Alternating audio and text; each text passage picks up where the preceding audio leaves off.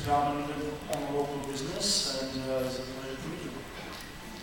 Hey guys, I'm Phung with MSC Saatchi Mobile. I'm the U.S. Media Director looking after the media and design teams.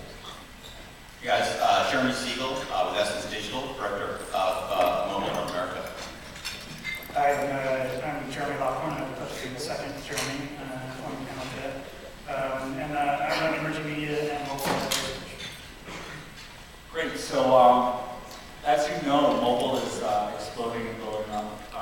In terms of monetization, Apple and Google reportedly generated over 15 billion in IAP revenue in 2014. And the mobile advertising market is estimated to be at $18 billion in 2014. So it's a huge and growing market.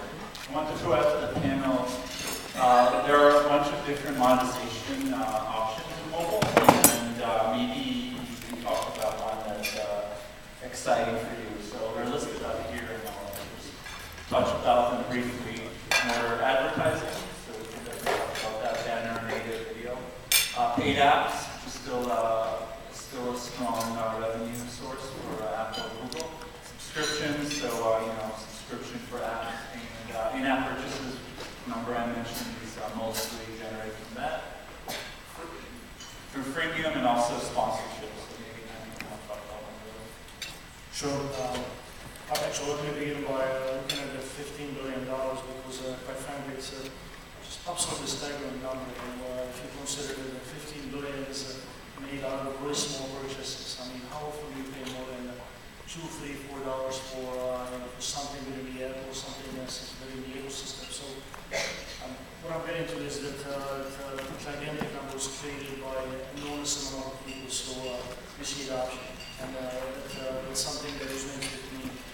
In my territory, my specialty, I work for local businesses, with organizations that drive their revenue through affiliates. Essentially, affiliates meaning locations, affiliates meaning car dealers, doctors, plumbers, whatever you may have. So, as such, we don't drive our revenue from apps themselves, but we see phenomenal impact of the banners, the video, the search, and ultimately, all efforts where our clients are paying on a pay-per-click basis for the activities, essentially across the whole mobile and digital ecosystem. And the mobile piece is something that resonates really well with us because, as such, whenever we are part of the transaction, we can not only understand what was the transaction for, but also what were the other offline attributes of what was accomplished. So, in a way, we are extremely lucky because we can close the loop probably better than any other part of the ecosystem.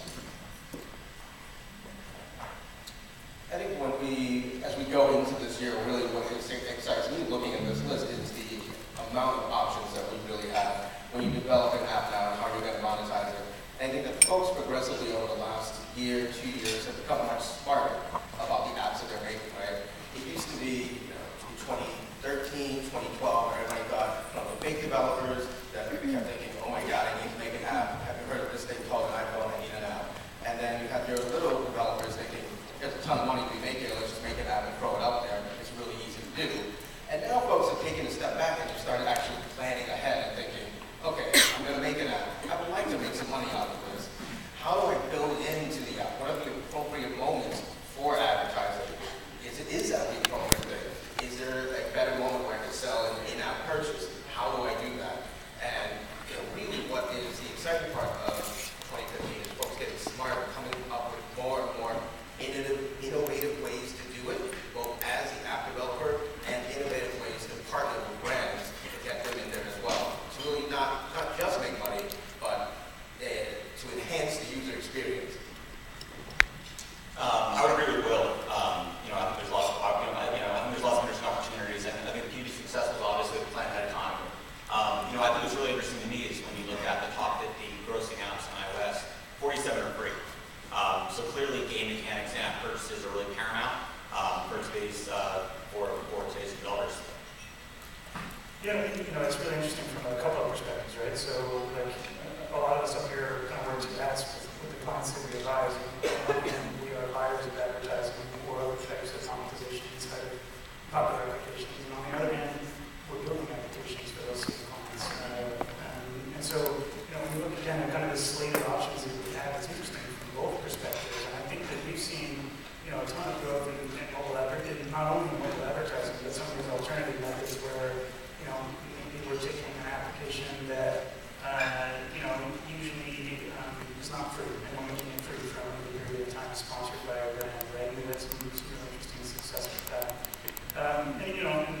some of these other models, I'm sure, but I think on the flip side, the side where you have a brand, let's say, who has an application, and it's not, the goal of the application is driving engagement and time spent and brand health with your consumer, right? It's not a utility, it's not an e-commerce tool. There are a ton of these out there, right? And so I think it gets really interesting when you think about how a brand's placing value on that and how are they thinking about monetizing their own applications in that way and not selling things directly through there. And so, we've worked with some of those guys to try and develop some models around like, okay, well, what is this ad exposure? What is this exposure worth? What is that engagement time worth? How do we map that back to your existing KPIs and business objectives in such a way that you can put a dollar value against it, so it's not just sort of a vague thing. Yeah, those are great points, and definitely there are a plethora of opportunities for monetization, but within that purchase and advertising being the big pieces. And speaking of disruption and innovative new ideas, Jeremy, you had a recent partnership with a client that was really kind of out of the box, so maybe you'd like to share it. Yeah, let's cue the video, and then let's talk about it afterwards.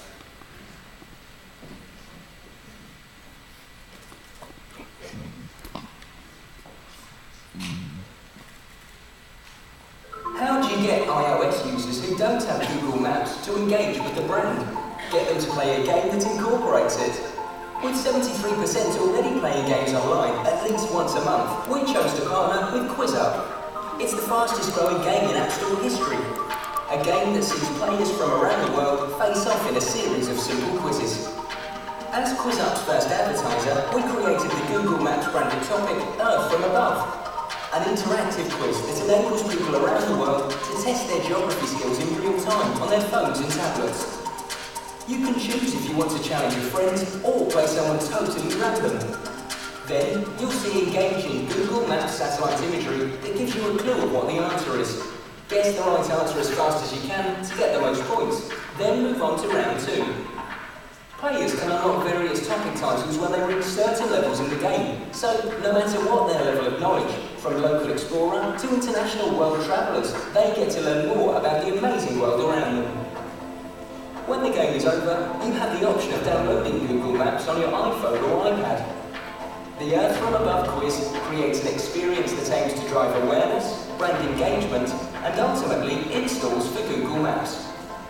After 2 weeks, we've seen over 2.5 million total games started, the equivalent of 2,604 days spent engaging with the Google Maps brand, and over 950,000 unique players. Jeremy, that's really exciting. Maybe you want to talk about how this partnership started and how you thought about measuring success. Sure. So I think when we look at partnering with different applications, the most important thing to consider is what is relevant, right? And obviously, what's relevant today is not relevant tomorrow. In fact, when we did that integration, QuizUp was at one point a top 5 app. It was skyrocketing. It was the fastest iOS growing app. And this is the story. Today, it's not. You look at things like Trivia Craft, it's sort of on the top today. So the first thing I think we look at is what's relevant to the audience that we want. If you're a brand, you want to be associated with a relevant audience, something that's hot, something that's fun. So this is an experience where we actually approached QuizUp. Which I think is interesting, because typically in the media world, typically in the media world, we're very used to sending people RFPs, letting those people think of something and sending back their ideas. But in this sort of new world that we live in, when you've got emerging apps, creating audiences overnight, we don't really have time for that anymore. We need to take a much more strategic approach and actually seek out partners. So that's sort of how it came about. QuizUp was hot. We said, this is how we have to get in touch with these people. Google Maps was one of our clients, and it's just a sort of a natural fit to create a geography quiz. But I will say that other brands that we represent said, this is great, let's do the same thing. We said, no. Right? It needs to be contextual. It needs to be it needs to be contextual. It needs to be the right fit for the brand. And as far as evaluating success, I think you can evaluate success in a lot of different ways. Clearly people enjoyed the game. There was a lot of social chatter. There was a lot of buzz. The brand got recognized in ad week for being innovative. So maybe there weren't, hard KPIs, engagement, time spent. I think everybody walked away feeling like we had done something good, and that the consumers had really enjoyed the experience, and we created brand local maps. I think to go off of what you said, I think one of the mindset that we as folks in this advertising community have to have right now is that it doesn't hurt to ask. It might be that I'm not aware of specifics, but quiz out may have never even thought about doing something like that. But this isn't the days anymore where we're dealing with television shows. We're not trying to get your vacuum cleaner on the Dick Van Dyke show, and you needed to do that a year in advance because of production time. The turnaround time for this type of stuff is so quick right now, and if you see that there is a fit for yourself or for your client, it never hurts to just approach an app and say, hey, we have this brilliant idea. Would you like to be partners with it? And if there are links to it, then something really special can happen in what we saw here. Yeah, I think most point, these guys don't know about CPC, CPM. They've never even heard these things. I've had a number of conversations with developers, and it's sort of like, oh, you want to give us money for this? Well, how much money? And then you start throwing a number, right? It is sort of the Wild West. And I think brands and agencies have a lot more, we're really sort of, I think we're able to sort of dictate the game. And when you guys look at kind of the consumer, the consumer right now on mobile is used to banner ads, and maybe have effectively kind of cut them out of their scan pattern, and also Facebook ads are like a growing source of revenue, and I've seen like great engagement. But when you introduce these new experiences, how do consumers react to these? Is it seen as disruptive, or is it seen as an additive? So I think the key is that it shouldn't feel disruptive. It needs to be additive. This was a very additive experience. I bet if you were to ask, in fact, I know that if you were to ask most consumers, hey, did you see the Google Maps ad? No. I saw the game. I saw the geography game they sponsored. But I haven't seen that. Right? And that's really the objective. I think the goal would be to do it in a way where it is obviously not disruptive, but as you said, it doesn't look like an ad. Some of the great stuff, I don't know if you guys have ever seen the game, I think it's called Plague Game. It's about you trying to spread a plague across the world. And who partnered with it? It was Planet of the Apes, and that was a very natural integration there. They made their own levels. It wasn't something that was shoved down your throat. And I mean, if you look at it another way, if somebody like Coca-Cola tried to put their ad in there and do the same thing, it wouldn't make any sense. But this was organic, and it worked. Yeah, I think like the most crucial question we can ask ourselves as advertisers or brands or agencies looking at this is, does this opportunity put my brand or the brand that I represent in a position to add value to the experience, right? And all of the things that you guys just described it in a really natural and contextually relevant way. And that's where you find the magic. So I totally agree with those points. And we've had situations where we've had publishers come to us and say, I've got this great integration, this great sponsorship opportunity, and we look at it and would say, no, that it's not fit for my brand, or it's too intrusive, or whatever. And yeah, it may be successful in terms of, it may have been successful in terms of breakthrough and ad recall and those kinds of metrics, but if it's overly intrusive, it can actually damage the brand. So I think we as both sides of the fence, both the advertisers and the publisher side, the app side, have a responsibility to make sure that we're looking at that at all times and making sure that it's contextual and relevant and not too intrusive. And I don't think it's that hard to do. I think one of the, some folks here will hate saying this, but I think it's important to sometimes say to a potential client, hey, only do mobile media if it makes sense for you, right? I think we're past the point where we should be thinking of, oh my God, you have to be mobile. You got to do it in a way that works. I won't reveal the name, but once we had a client come to us and say, hey, we want to advertise on tablets, and we looked through the psychographics of their audience, and one of the key parts was technology adverse. Yeah, maybe you don't need to do mobile. This does not really make sense for you. So interesting point on kind of the mobile market, right? You guys talk to brands, and brands are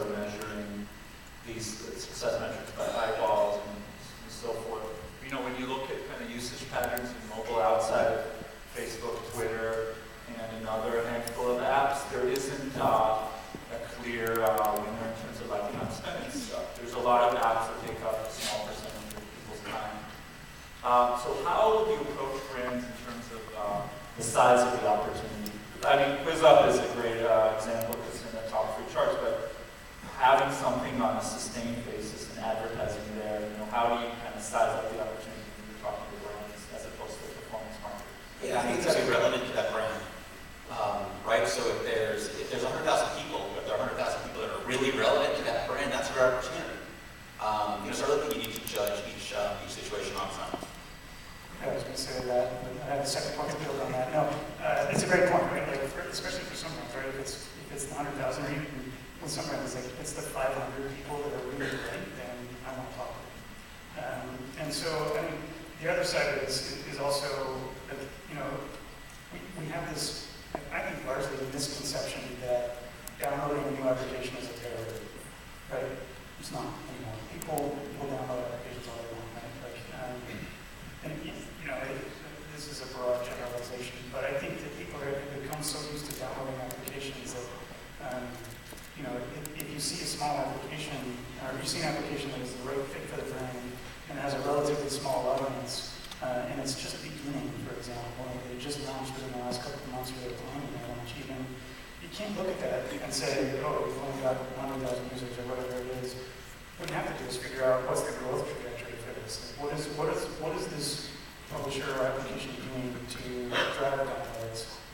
Is it going to align with a big event? Is it going to align with a cultural phenomenon? Because a lot of these things can go from nothing to just explosive growth overnight because of the fact that people are so willing to download applications and try them once, especially if they're free. So I think you have to evaluate it through a whole different lens, right? It's not just what is the size of the audience, what do I think it's going to be based on all those other inputs. Just a quick add to that. The big one for us is first mobile application, mobile thing, or 50th. Set expectations, essentially, in order to do due diligence and make sure that everybody's on the same page, because a wrong expectation can destroy even just that habit. So, taking a step back and looking at mobile advertising, as I've mentioned, it's an $18 billion industry and it's growing. You're a mobile app developer, you want to make money from in-app purchases, but it's not always the case, and it's really hard to crack as only a small percentage of players or users actually end up spending money in app purchases.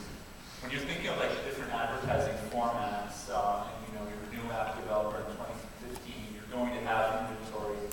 What would you be excited about in terms of kind of monetizing that inventory for ad dollars? I think there's a huge opportunity.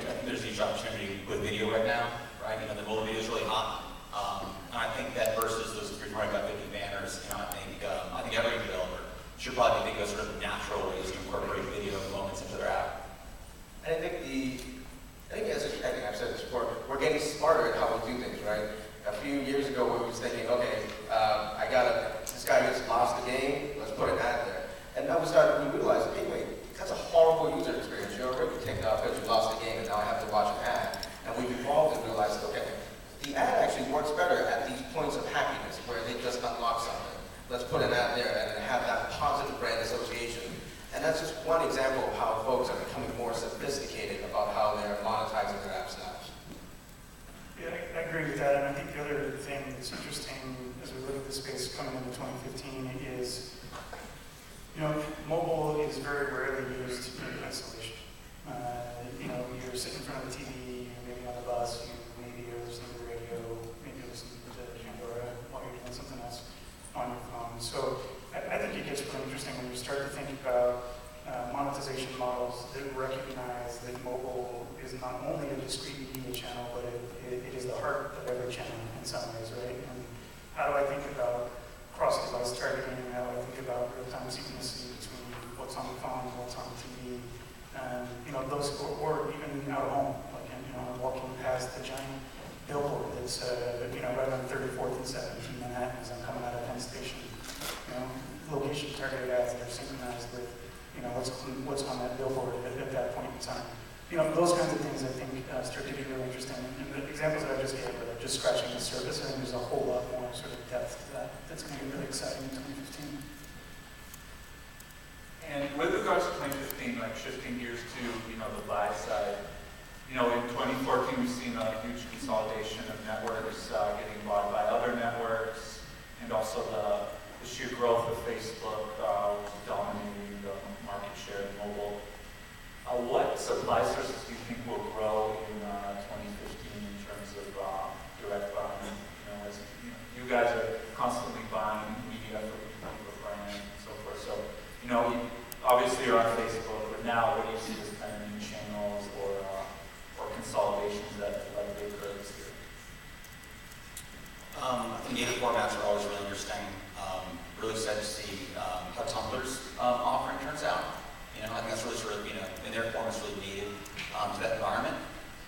You know, and I sort of like what they've done because, you know, a lot of people sort of took what Facebook did, which was awesome for Facebook, and they're like, let's just take this exact same in-screen strategy and let's do it in our app. You know, so I think every brand needs to sort of think about how to do native right for them. I think we're all tired of talking about Facebook, but sadly, one of the things that I'm excited about for the new year is the Facebook network. Them being able to leverage all of their proprietary data and put it into app inventory that is not Facebook. I think that is going to show a huge amount of promise. Twitter, similarly, I think they have a lot of promise there. They haven't proven themselves as much as a standalone app, but we could also see that their proprietary data, once it's extended out into a network of apps, could actually yield quite a bit of efficiency and volume for flows. Yeah, I agree. I think the Twitter stuff is really interesting. The video stuff that they were teasing at CES is interesting. I think, you know, some of what Snapchat is trying to do is kind of interesting. You know, a lot of these platforms are, at the end of the day, they're storytelling platforms. And again, if you can connect in a really interesting way with the right audience, you know, I think those things, we'll see a lot of growth in those areas. So on the subject of Snapchat, I'm just curious kind of what your opinions are. I mean, it's still early, but in the blogs we've seen that Snapchat is asking for a large amount of money, hundreds of thousands for a spot, right, which is opposed to the CPI model that we're seeing or the low CPMs we've seen in mobile advertising traditionally. Do you think this is kind of out of the box thinking and trying to disrupt the industry, or is it just a test to see kind of how the market will react? What is your take on kind of the six-figure ticket price that Snapchat is asking for? You know, I think how this started with Lorraine's opinion, because I don't have a professional opinion on Snapchat, but judging by the hits that I have done at home, Snapchat is widely popular. You know, when the little girl command, they probably have usage data behind the scenes that can substantiate that. So I don't know if it's extra speak to that. I think it goes back to something I said earlier, where it never hurts to ask. If you're Snapchat and you think that somebody will give you that amount of money, throw it up there and see what happens. I mean, I remember 2 years ago, if you guys remember the name, the game, what was it, Fruit Ninja, they were asking for about $500,000 to integrate somebody in there. I don't know if anybody bought it, but nothing ventured, nothing gained. Yeah, I think it's not an outrageous price. In fact, we're debating it shows that it's not an outrageous price. I mean, Apple went down this path, right, with the launch of iPad, and you know, some people bought it, and you know, the platform continues to evolve. So yeah, I think, you know, and to your point, Bill, it's like, you know, you never go into the first offer. You know, your first offer is not your final offer, right? So it doesn't hurt to ask. Okay, great, guys. Fantastic. Really amazing ways to think sort of non-traditionally about how it is that we can move, as we talk later in the session, about beyond the banner and into new ways to do this. So I'd like to open up the floor to any questions that these guys talk about, you know, some ideas that you may have or any ideas that are coming up. Anyone? Go back over here. Way over.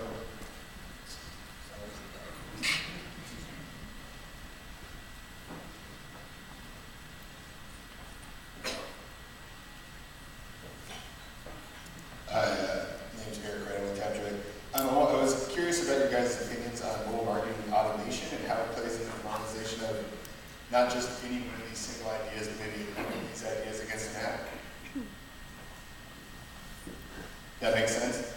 Yeah, it does. There are players in the industry right now that are trying to probably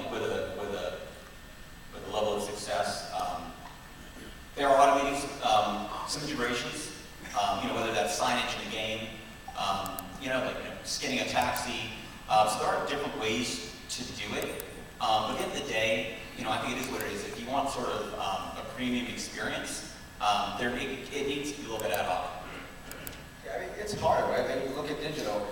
Programmatic has been on digital for a while, and it's still really hard to buy anything beyond a standard banner or even a slightly rich banner on even desktop in a programmatic automated way.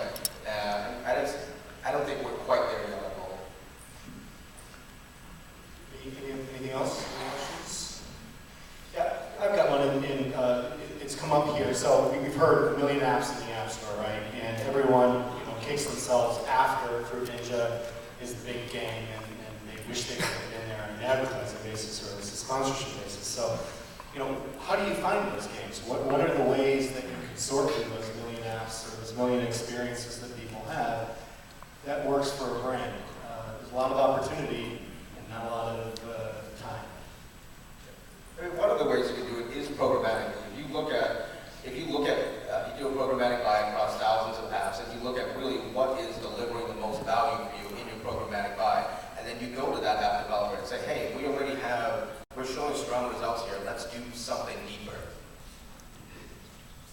And I think, there's more and more data coming to the fore, right, around growth of applications, and, you can do things like look at, the top 10 list or the top 50 list or whatever, you can look at ratings and reviews, all those kinds of things can be inputs. But I think what we're going to see is that there'll be some more automation, that will start to look at those things very early on, and begin to help us, use those inputs to begin to help us predict what is going to be that sort of next breakthrough hit.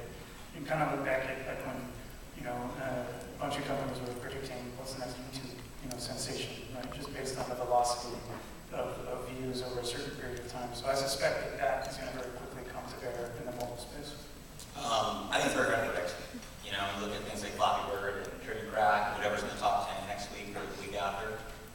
That's not the rule of the week, right?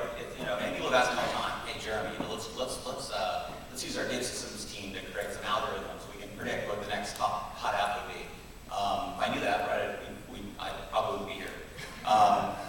So at the end of the day, I think you just have to pay attention. Read the trades, talk to people, get a pulse on the industry, and then place a bet. There's the owner experience, which is phenomenal, but also a passion. Just like you said, you're going to find not only the friends, but also the people, the developers, the groups, and you see them face to face, that's probably the best way to engage and get there. I would just chime in, the app stores do have ways to get discovered outside of paid user acquisition. For example, Apple has a new feature where they have trending apps, and some people are gaining exposure that way through getting discovered by people by trending on certain topics. So there are ways to find users through the App Store optimization technique. Fantastic, guys. Thanks so much. A big round of applause for Apple.